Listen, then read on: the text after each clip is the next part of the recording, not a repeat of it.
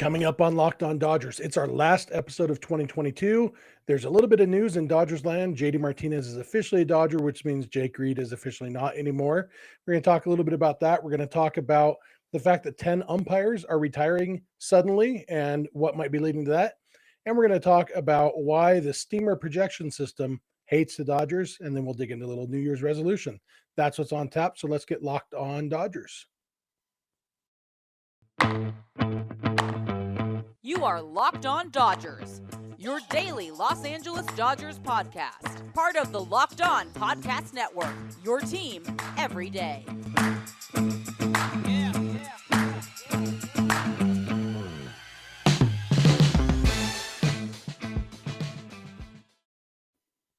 Hey, Dodger fans.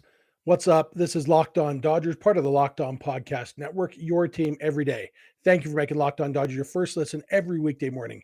Remember, this show is free and available on all podcast platforms and on YouTube simply by searching for Locked On Dodgers. Or even better, go and subscribe wherever you're watching or listening right now, and then you will never miss a day because you know we're not going to. If this is your first time with us, I am Jeff Snider. My co-host is Vince Samperio. We are doing a split episode today. So I'm with you for the first half. Vince will be with you for the second half. Vince and I are both lifelong Dodger fans, just like you are. We've also both spent time covering the Dodgers in the press box and the locker room. So we're not quite insiders, but we bring you the smart fans perspective on our boys in blue every weekday morning. This episode is brought to you by BetOnline. BetOnline has you covered this season with more props, odds, and lines than ever before. BetOnline, where the game starts. And as I mentioned, it's a split episode. Last time Vince and I did a split episode, I recorded my half, all about how the Dodgers might swoop in and try to sign Carlos Correa after his deal fell apart with the Giants. And then in the 20 minutes between when I recorded mine and when Vince recorded his, the Mets swooped in and signed Carlos Correa, although that hasn't happened yet. So maybe we could just replay my segment about the Dodgers swooping in and stealing him from the Giants and change it to Dodgers swooping in and stealing from the Mets. But no, we won't do that. But hopefully this time there won't be any big news that happens that makes my segment obsolete in the time between when I record and when Vince does. Probably won't, because I'm not talking about anything that's likely to change quite that quickly. The Dodgers officially signed JD Martinez on Thursday. I had forgotten it wasn't official yet. It's been almost 2 weeks. I think on Saturday it'll be 2 weeks since they agreed to terms with JD Martinez. And so, like when I was talking the other day about the Dodgers' potential bullpen, I mentioned Jake Reed as if he is still on the roster when the season starts, there's a chance he could be in the bullpen. If I had remembered that JD Martinez hadn't been officially signed yet, I would have known, of course, Jake Reed won't be on the roster. He'll be DFA'd to make room for JD Martinez. And that's exactly what happened. I did say he was first up to be DFA'd if they signed somebody. Turns out that somebody they signed was somebody they had already signed. So JD Martinez is in. Jake Reed is out, DFA'd again. Every time he's been DFA'd in the last several years, which is many, many times, he's been claimed by some other team. So we'll see if he gets claimed again. If not, he could clear waivers and the Dodgers could outright him. Maybe he stays in the organization. But like I said, he's been claimed every other time, so he might get claimed again. JD Martinez is officially in, which I don't think there was ever any concern. I don't think the fact that it took 2 weeks was a cause for concern. I think it was just Christmas and everything else. Dodgers have a lot on their plates with the Trevor Bauer situation. So it just took a little while, and but now it's official. JD Martinez is a Dodger, and Dodgers put out a pretty cool hype video on social media. Said just dingers, as if that's what JD stands for. It turns out it stands for Julio Daniel. I didn't know that, but now I do. And but I like just dingers, and hopefully JD Martinez will hit plenty of dingers for the Dodgers. We've already talked about the deal. Nothing else really to talk about there right now, other than that it's official. So now we know for sure that he'll be a Dodger next year. The other news in baseball that I want to talk about, and then in the second segment, I'm going to talk about the steamer projections and how a season simulation run based on steamer projections has the Dodgers as only the 9th best team in baseball, only winning 89.7 games.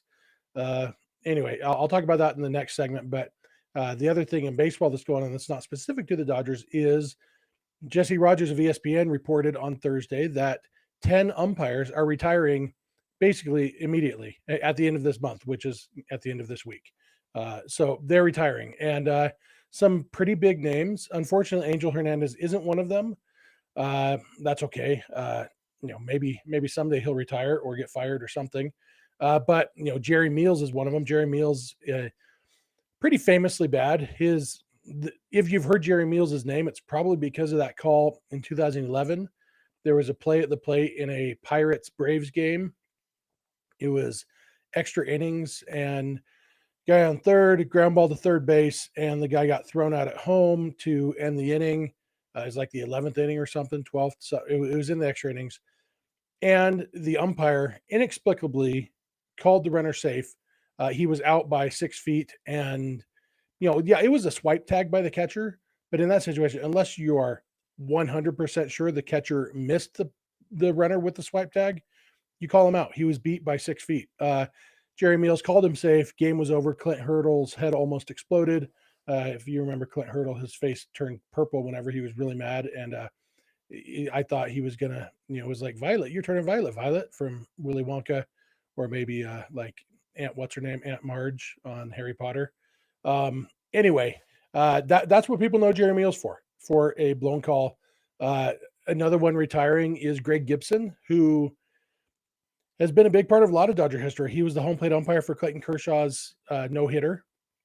About 8 months before that, he was the home plate umpire who made Joe Kelly and Scott Van Slyke go in the dugouts and stop their little national anthem standoff.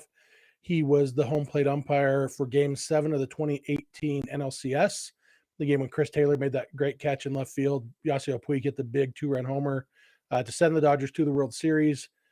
Yeah, Greg Gibson's been around. Oh, he's also the umpire back in 2017 when Dave Roberts and Andy Green, the Padres manager, got into it, and Roberts went after Green and wanted to kill him.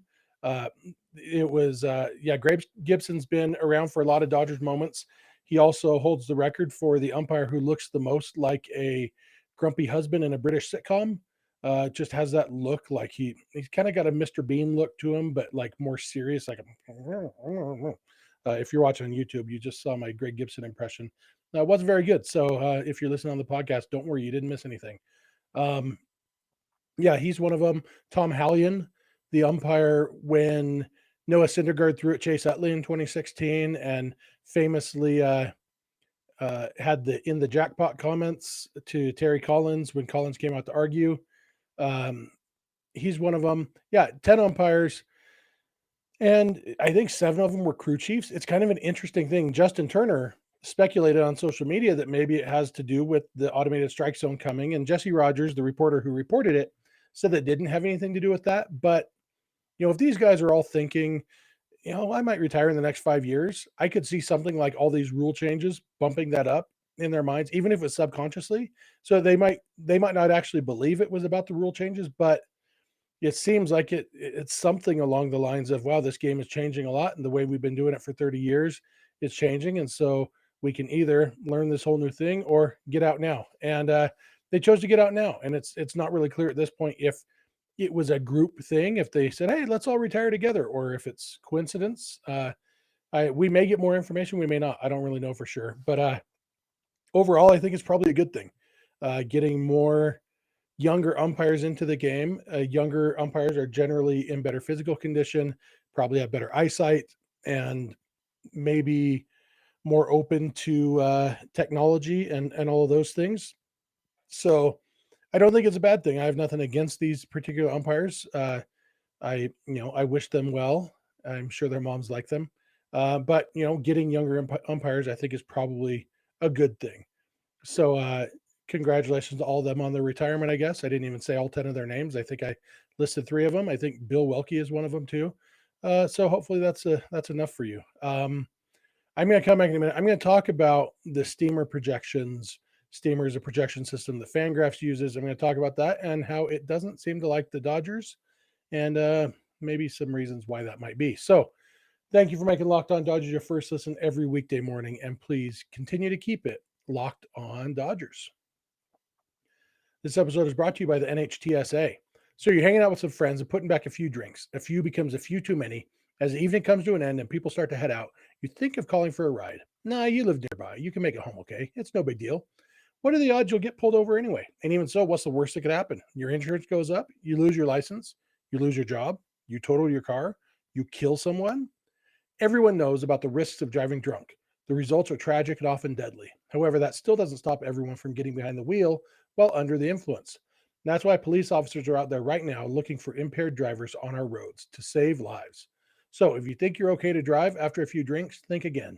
Play it safe and plan ahead to get a ride. It only takes one mistake to change your life or someone else's forever. Drive sober or get pulled over. All right, I am back. I want to thank you again for making Locked On Dodgers your first listen every weekday morning. When you're done with this episode, for your second listen, check out Locked On Sports Today. It's the biggest stories around the sports world in 20 minutes or less, plus instant reactions, game recaps, and Locked On's take of the day. Locked On Sports Today, available on YouTube and wherever you get podcasts. All right, so the steamer projections, there's several different projection systems, and there was an article on ESPN, a guy named Bradford Doolittle. Basically, he took the steamer projections. Man, I hate whenever I do an episode solo, I have to sneeze. Hold on one second. Sorry about that. Sneeze over. Podcast continue. Bradford Doolittle looked at this, took the steamer projections, and then ran 10,000 simulations of the 2023 season with based on the steamer projections. And based on those projections or those simulations, he has the Dodgers being the ninth best team in baseball with 89.7 wins. Obviously, they won't win exactly 89.7 because that's not possible, but somewhere in that ballpark. It only has them even making the postseason 72% of the time, winning the World Series 3% of the time. And I thought that's kind of weird because the Dodgers won 111 games last year. The Dodgers had the best ERA and the most runs scored in baseball last year. Did they really get 21 or 22 games worse than they were last year? And I know they didn't sign Trey Turner. They haven't done much this offseason. They lost Tyler Anderson. But it's like I'm positive they haven't gotten 21 games worse. So I looked into it to see, okay, why do they have the Dodgers being so bad? And it's worth noting that ninth best team in baseball still making the postseason, despite being massively underrated by Steamer. That's a good position to be in, I guess. But I looked specifically at the pitching. The hitting projections by Steamer, not terrible for the most part. The pitching projections by Steamer are crazy to me. Last year, Ryan Pepio had a 3.47 ERA last year. That was like the 15th best on the Dodgers.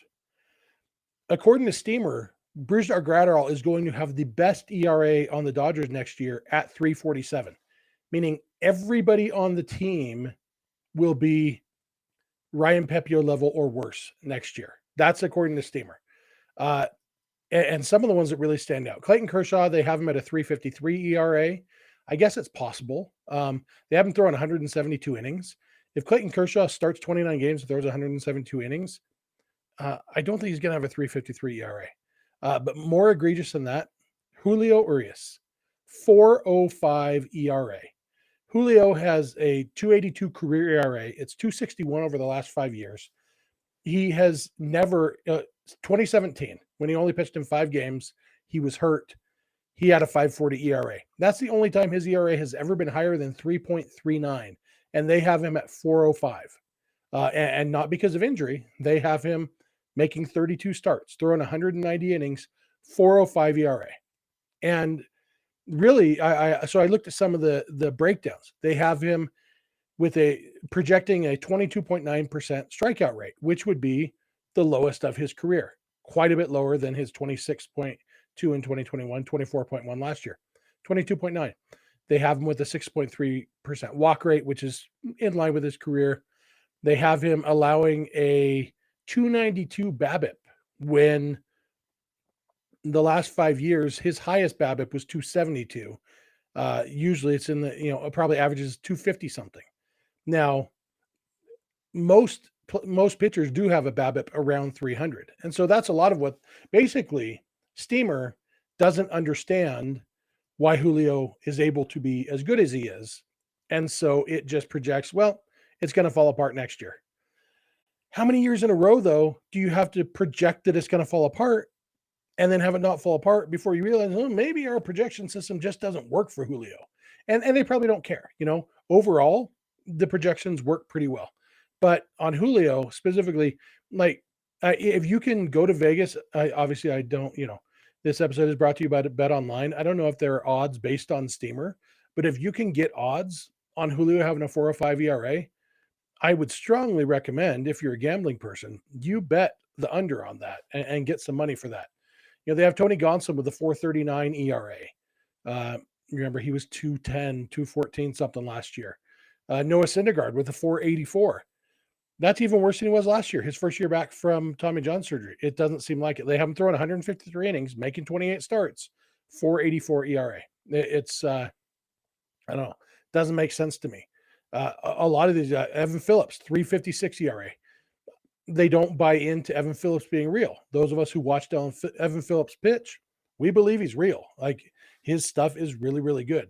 So just on and on, everything. Like, the fact that the Dodgers had a 2.80 ERA as a team last year, and Steamer thinks their best ERA is going to be 3.47 next year, it just doesn't make any sense to me. And so that's why they have them winning 89.7 games. So when you factor in, okay, Steamer is way off on these projections, it actually leaves me feeling pretty good about the Dodgers next year, because if they were going to win 89.7 games, even with Steamer thinking they suck, when the actual team shows up and doesn't suck, like, it seems like it's pretty obviously a 95 plus win team. And, who knows if that's enough to win the division. The Padres are definitely going for it. The Giants are trying. The D-backs are going to be better than they've been, but 95 wins, even 90 wins, like, this is a really good team. And then there's also the caveat that the offseason isn't over yet. There's still time to make deals, time to add to the team, and free agency isn't the only way to build a team, and not even the best way to build a team. So they could still make moves this offseason. Who knows what the roster will look like when spring training rolls around, but I am positive that Julio will be better than the Steamer projections, and that's the main point of this segment. So that's going to do it for me for today, for this week, and for this year.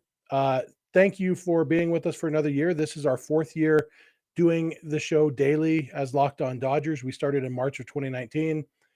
We've been with you every single day, every weekday, and we love doing the show. So thank you for being along the ride with us. And Vince will be along in a minute.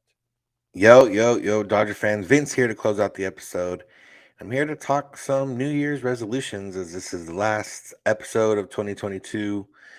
And now we could go through and give resolutions for every player on the team. We could go through, but I narrowed it down to just 3 resolutions for the Dodgers in 2023.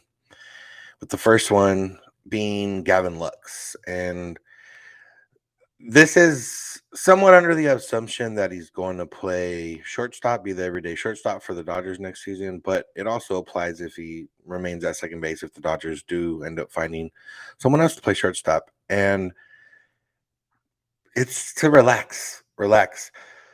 He did a very good job of this at the plate last season. He seemed to relax a little bit. He didn't have any pressure at the bottom of the lineup. He produced pretty well. If it wasn't for an injury leading into struggling second half, he would have had a really, really, really good offensive season.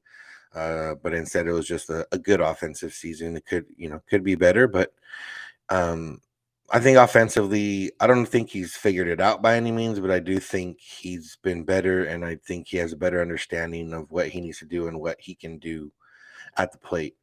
But my resolution comes more so on the defensive side, and it's not an indication like, oh, I don't believe in Gavin Lux and his defense, because Gavin Lux defensively, while his errors seem to be compounded a lot of the times, and that's what made us think about, oh man, Gavin Lux and throwing errors, he didn't really make that many. It wasn't an egregious amount of errors. It was just that they all happened to seem to be followed by more base hits or home runs or runs or whatever the case is. But and this is not to put my projections onto him or to kind of dismiss what he's doing as a Major League Baseball player. It does seem though that it comes from, whether it's the yips, whether it's nervousness, whether it's whatever it is, when he does make those errors, it's most of the time self-inflicted from, it looks like, upstairs in his head.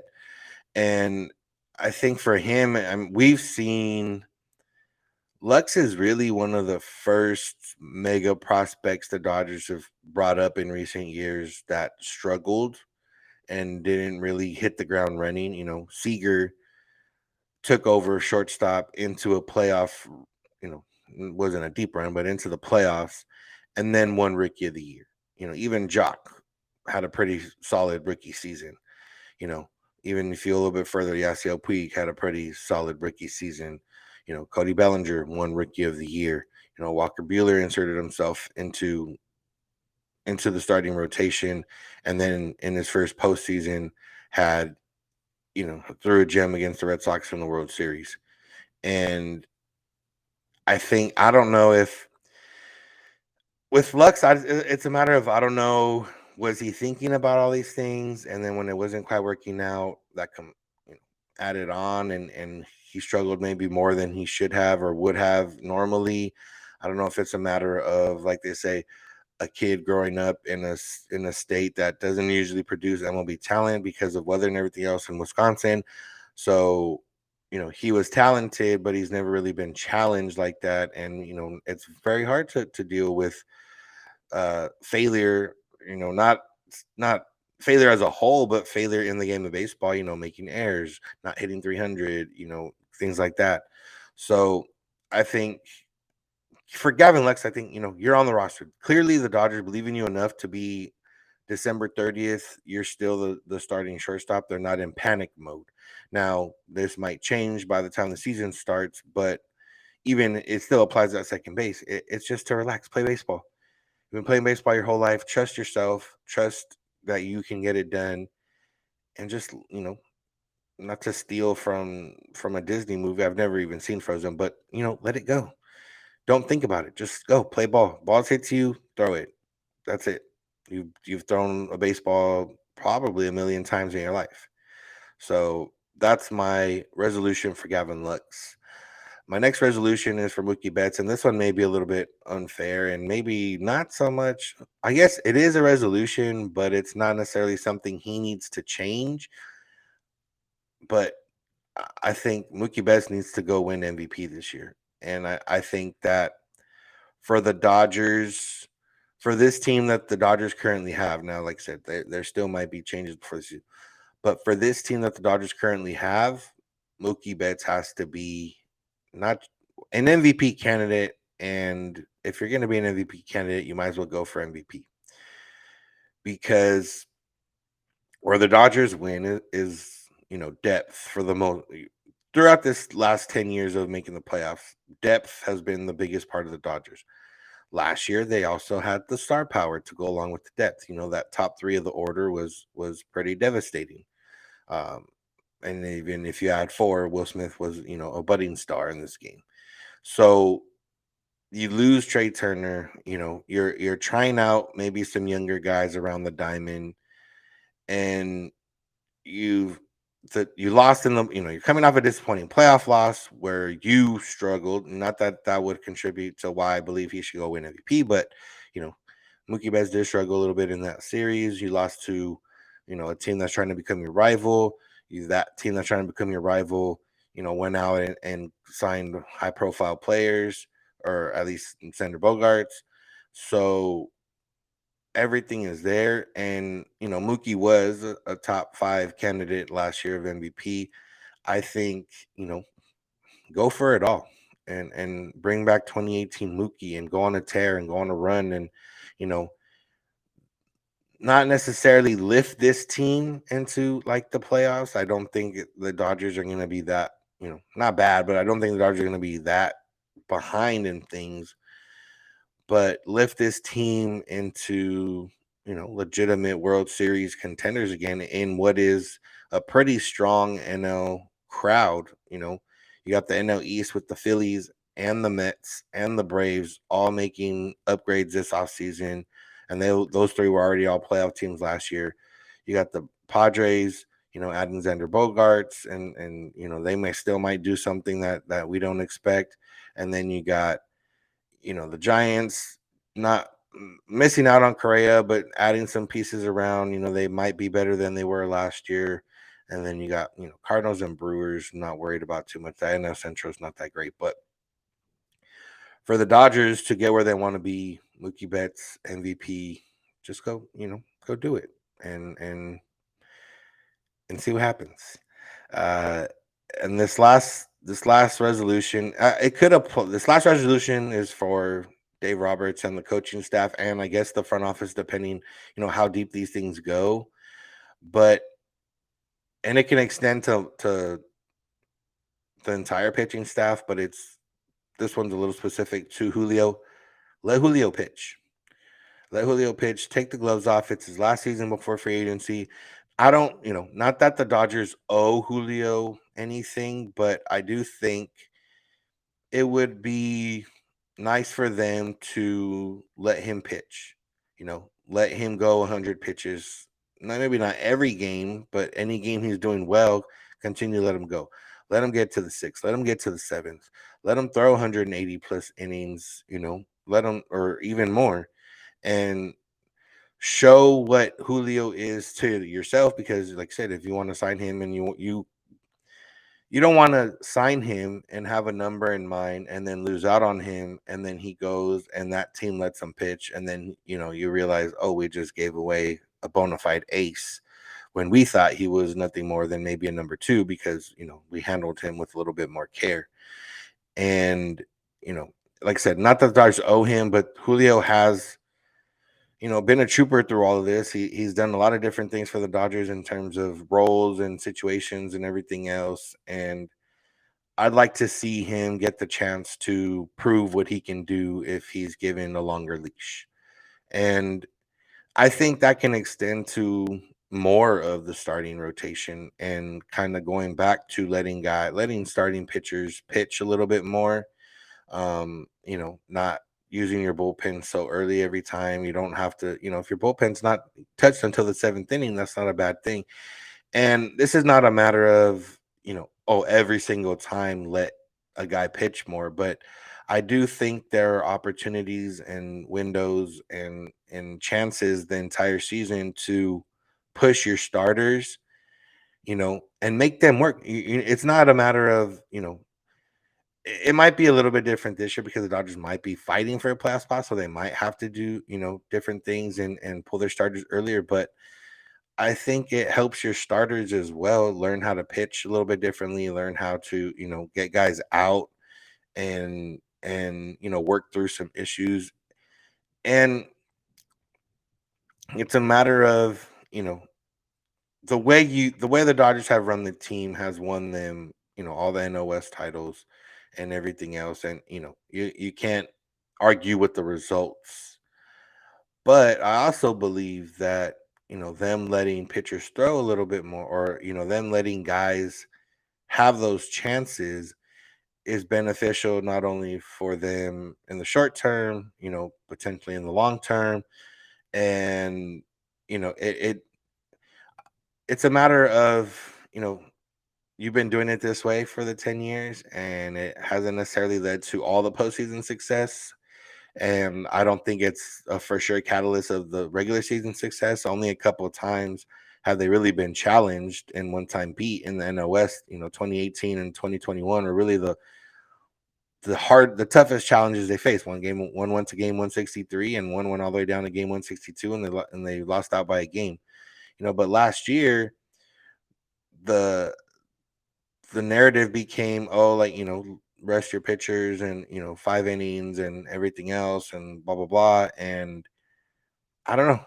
I think it could work out. I think you can push your guys, and I think that they would appreciate it. And if they appreciate you, then you're getting their best every time out.